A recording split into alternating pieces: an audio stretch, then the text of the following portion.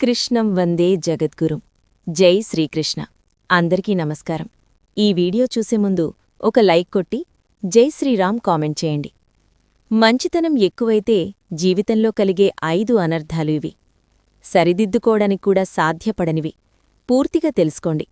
మీరెప్పుడైనా ఆలోచించారా, మనం ఎదుటివారికి ఎంత మంచిగా సహాయపడే మనసుతో ఉన్నా మనల్నంత తక్కువగా ఎందుకు చూస్తున్నారు అని? ఇది కొంతమందికి వినడానికి తప్పులాగా అనిపించవచ్చు. చిన్నప్పటినుంచి మనం నేర్చుకున్నది ఏమిటంటే, మంచిగా ఉండాలి, ప్రతి ఒక్కరికీ సహాయం చేయాలి, ఎప్పుడైనా వారికి అందుబాటులో ఉండాలి అని. కాని నిజమేమిటంటే, మీ మంచితనానికి హద్దుల్లేకపోతే అదే మంచితనం కొన్ని రోజుల తర్వాత మీ బలహీనతగా మారిపోతుంది. మీ విలువ తగ్గిపోతుంది, గౌరవం లభించదు, మీ అంతర్గత శాంతిని కోల్పోతారు. మన మంచితనాన్ని బలంగా ఎలా మార్చుకోవాలి ఇప్పుడు చూద్దాం. మీరు ఎంత ఎక్కువగా ఇతరుల కోసం ఏదైనా చేస్తే వాళ్లు అంత తక్కువగా దానికి విలువ కడతారు. మీ ధనం, సమయం త్యాగం చేసినప్పుడు, మీ పని ఆపి మరీ వారికి సహాయపడినప్పుడు అది మొదట మంచిగా కనిపిస్తుంది. కాని ఆ తర్వాత అది వాళ్లకు అలవాటుగా మారుతుంది. ఇక్కడ అసలైన సమస్య ఏమిటంటే, మీరు నో అనలేరు. మీరు ఎప్పుడూ ఎస్ అంటారు. మీరు మీ ఎనర్జీని ఎవరికివ్వాలో ఆలోచించరు. మీలో నిజమైన మార్పు ఎప్పుడొస్తుంది అంటే, మీరు మీ మంచితనానికి హద్దులు పెట్టినప్పుడు. నో చెప్పే ధైర్యం నేర్చుకో. ప్రతిసారీ ఎందుకు ఎస్ చెప్పాలి? దానివల్ల నీకొచ్చే లాభమేమిటి? వాళ్ల పని వాళ్లు చేసుకోగలరు. ఈ సమయాన్ని ఎందుకు వృధా చేసుకుంటున్నావు? నీకు ఇబ్బందిగా అనిపించినప్పుడు ఖచ్చితంగా నువ్వు చెప్పు.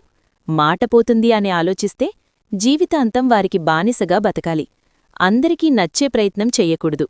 నువ్వు అందరికీ నచ్చేలా కాదు, నీకు నచ్చేలా బ్రతకాలి. ఎదుటివారి కోసం ఎప్పుడూ నటించకు. ప్రతిసారీ నువ్వు అందరికీ నచ్చేలా ప్రయత్నం చేస్తే ఇతనేదో లాభం కోసం ఇలా నటిస్తున్నాడు అని అందరూ అనుకుంటారు. ఎక్కువ మంచితనం కూడా కష్టాలు తెచ్చిపెడుతుంది. అందుబాటులో ఉన్నవాళ్లని ఎవ్వరూ పెద్దగా గౌరవించరు. నీవు ఎప్పుడూ అందుబాటులో ఉండేవాడివైతే వాళ్లు నిన్ను సీరియస్గా తీసుకోరు. మనం మంచిగా ఎదుటివారికి అన్నివేళలా సహాయం చేస్తే అది మన బలహీనతలాగా ఎదుటివారికి కనిపిస్తుంది. మన విలువ వాళ్లకు కనపడదు. నీ మంచితనాన్ని వాళ్లు లోకవు చేస్తారు. అతను చేస్తాడులే, చెయ్యికేం చేస్తాడు అన్న దృష్టితో వాళ్లు నీమీద నెట్టేస్తారు. నిన్ను అవసరమున్నప్పుడు మాత్రమే గుర్తుపెట్టుకుంటారు. నీ మంచితనం బలంగా ఉండాలి, నీ బలహీనతగా కాదు. మనం సహాయం చెయ్యాలి, కాని మనశ్శాంతిని, మన విలువను తక్కువ చేస్తూ సహాయం చేయకూడదు. ఎవరికి నీ శక్తిని ఇవ్వాలో జాగ్రత్తగా నిర్ణయించు. ఎవరు నీ విలువను గుర్తించి నీకు సహాయపడతారో వారికే సహాయం చెయ్యి. మిగతా వాళ్లను పట్టించుకోకు. నీ మనసుకు ఎక్కువ విలువ ఇవ్వు.